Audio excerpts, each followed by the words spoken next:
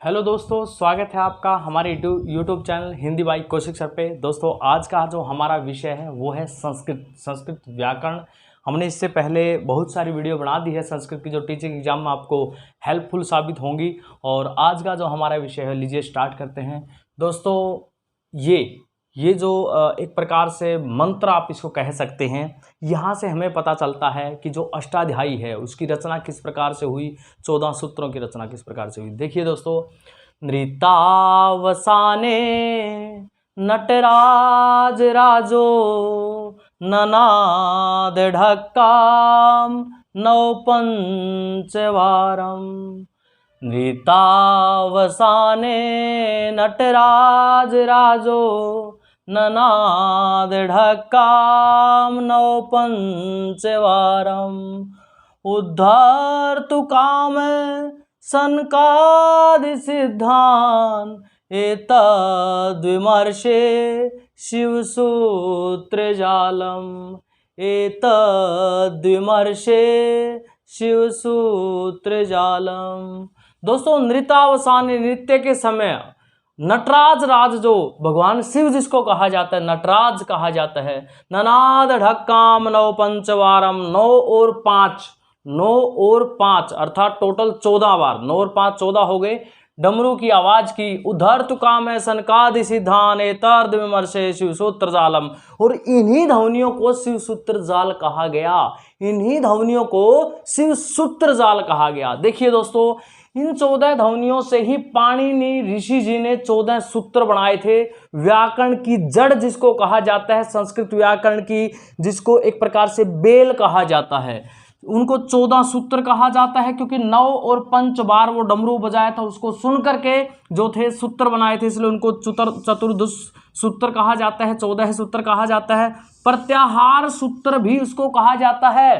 प्रत्याहार सूत्र, अष्टाध्यायी में उनको प्रत्याहार सूत्र नाम दिया गया। उसके बाद शिव सूत्र जाल या शिव सूत्र भी इनको कहा गया, क्योंकि भगवान शिव जी के द्वारा दिए गए थे। उसके बाद महेश्वर सूत्र भी इनको कहा गया, क्योंकि भगवान शिव का नाम महेश्वर भी है। उसके बाद वर्ण समामनाय भी इनको कहा जाता है। वर्ण समामनाय भी जो है इन सूत्रों को कहा जाता है। उसके बाद हम बात करते हैं, अगर इस प्रकार से व्याकरण ग्रंथ की रचना की थी तो उसमें वर्णों का जो वर्गीकरण था वो किस प्रकार से किया गया था। तो दोस्तों, आपको जानकर बड़ी खुशी होगी कि जो वर्णों का वर्गीकरण था वो कुछ इस प्रकार से था। आपको बड़ा अचंभा भी होगा।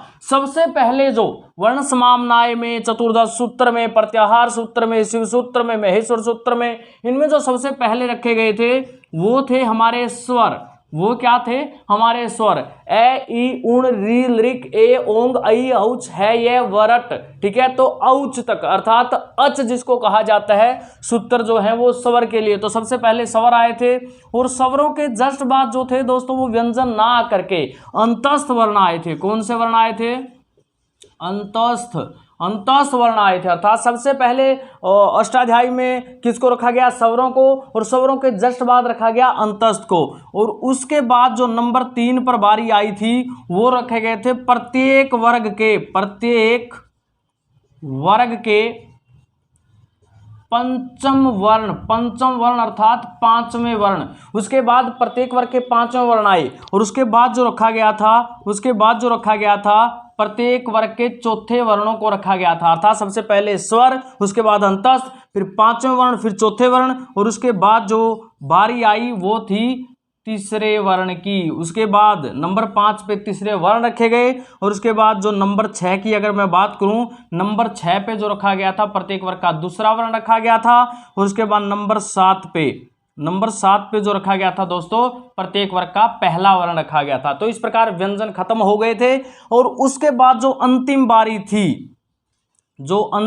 थी वहां पे क्या रखा गया था? ऊष्म वर्ण रखे गए थे, क्योंकि ऊष्म अभी बाकी थे। तो क्या रखे गए थे? ऊष्म वर्ण। ऊष्म वर्ण, ऊष्माण जिनको कहा जाता है वो वर्ण रखे गए थे। तो इस प्रकार से व्यवस्थित किया गया था अष्टाध्यायी में वर्णों को। इस प्रकार से अष्टाध्यायी में वर्णों का विवेचन है। तो ये क्लास आपके लिए इसलिए भी महत्वपूर्ण है कि आपको पता हो कि अष्टाध्यायी में वर्णों को किस प्रकार से रखा गया। हमारे बहुत सारे विद्वान इस चीज को बड़ी भली भांति अच्छी भांति जानते हैं, मगर जो नए साथी हैं, जो नए अभी बीएड की है, शास्त्री की है या बीए संस्कृत की है, उनके लिए बड़ी उपयोगी होने वाली है कि सबसे पहले स्वर रखा, उसके बाद अंतस्थ रखे, उसके बाद प्रत्येक वर्ग के पांचवें, चौथे, तीसरे, दूसरे, पहले और उसके बाद लास्ट में क्या था, ऊष्म वर्ण रखे गए। और इसीलिए अंतस्थ जो वर्ण हैं, इसलिए अंतस्थ वर्णों को अर्ध स्वर भी कहा गया, अर्ध स्वर भी कहा गया, क्योंकि ये स्वर और व्यंजनों के बीच की कड़ी थी और इसीलिए इनको अंतस्थ कहा गया है। संस्कृत में अंतस्थ का मतलब होता है अंतः प्लस है, अंतः मतलब बीच में, स्थय मतलब स्थित, और संस्कृत में इसका मतलब हो गया कि ये स्वर और व्यंजनों के बीच में स्थित है, इसलिए इनको अंतस्थ व्यंजन कहा गया था। ठीक है, और इसीलिए ही इनको अर्ध स्वर भी कहा गया। इनकी खास बात यह भी है दोस्तों कि स्वर संधि स्वरों का निर्माण करती है और व्यंजन संधि व्यंजनों का निर्माण करती है, मगर यण स्वर संधि ऐसी है, यण संधि जो स्वर संधि का भेद है वो ऐसी संधि है जो अंतस्थ का निर्माण करती है और अंतस्थ व्यंजन होते हैं। तो स्वरों से बने हैं मगर हैं व्यंजन, इसलिए इनके अंदर दोनों ही गुण है, स्वरों वाले भी और व्यंजनों वाले भी, इसलिए भी इनको अर्ध स्वर के नाम से जाना जाता है। दोस्तों अगर मैं उसके बाद बात करूं कि प्रत्येक सूत्र का जो अंतिम वर्ण है, अष्टाध्यायी में जो प्रत्येक सूत्र, जो 14 सूत्र थे, उनका प्रत्येक सूत्र का जो अंतिम वर्ण है वो इत रखा गया था। इत क्या मतलब है कि हलंत रखा गया था, उसको प्रत्येक अंतिम को हलंत रखा गया था। जैसे मैं यहां पे लिखूं अ ई ऊण, जो अंतिम सूत्र है, सॉरी जो अंतिम वर्ण है प्रत्येक सूत्र का, ये एक सूत्र है, ये पहला सूत्र है, ये पहला सूत्र है चतुर्दश सूत्रों में से, प्रत्याहार सूत्रों में से, शिव सूत्र जाल में से, महेश्वर सूत्रों में से, वर्ण समामनाएं में से। तो इसका जो अंतिम वर्ण है वो हलंत रखा गया। ठीक है, अंतिम वर्ण हलंत या जिसको अनुबंध भी कहा जाता है, ठीक है, रखा गया था। और क्या हुआ कि जो कुल मिला के इस प्रकार से 14 जो थे ना इत संज्ञक बने वर्ण, 14 इत संज्ञक बने, मगर जो लण था दोस्तों, एक सूत्र था लण, लण में क्या था, अ जो था, लण जो सूत्र था हमारा, लण जो सूत्र था, लण सूत्र में जो अ है, ल में जो अ है वो भी संज्ञक है, वो भी क्या है, संज्ञक है। तो इस प्रकार से 15 जो वर्ण है वो इत संज्ञक हो जाते हैं अष्टाध्यायी के अंदर। तो दोस्तों अगर ये तथ्य आपको अच्छे लगे, समझ में आए, तो कमेंट करके जरूर बताना, वीडियो को लाइक करना और शेयर करना। Okay, best of luck. दोस्तों सबसे बड़ी समस्या ये है कि हमारी व्याकरण संस्कृत को पढ़ने वाले साथी बहुत कम हैं और संस्कृत का प्रचार करने वाले साथी बहुत कम है। बहुत सारे विद्वान इस दौड़ में लगे भी हुए हैं कि संस्कृत को हम व्यवहार की भाषा बनाएंगे, मगर ये तभी सिद्ध हो सकता है जब अब सारे मिलके ऐसी वस्तुओं को, ऐसी रचनाओं को, या फिर मैं कहूं कि ऐसी चीज जो संस्कृत को बढ़ावा दे रही है उसको ज्यादा से ज्यादा शेयर करें और ज्यादा से ज्यादा लोगों तक पहुंचाएं, तभी ये चीज संभव है। ओके दोस्तों, बेस्ट ऑफ लक।